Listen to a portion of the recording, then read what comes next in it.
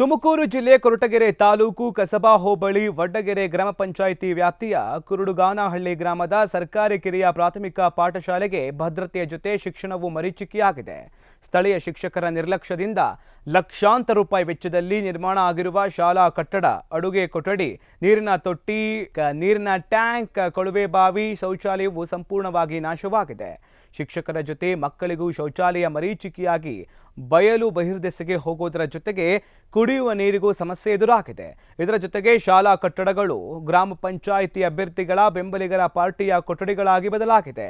ಹಗಲಲ್ಲಿ party ಮಾಡುವ ಕುಡುಕರ ತಂಡ ಕುಡಿದ ಅಮಲಲ್ಲಿ ಮದ್ಯದ ಬಾಟಲಿಯನ್ನ ಹೊಡೆದು ಹಾಕಿದ್ದಾರೆ. ಹೀಗಾಗಿ ಶಾಲಾ ಆವರಣವು ದುರ್ವಾಸನೆ ಬೀರ್ತಾ ಇದೆ.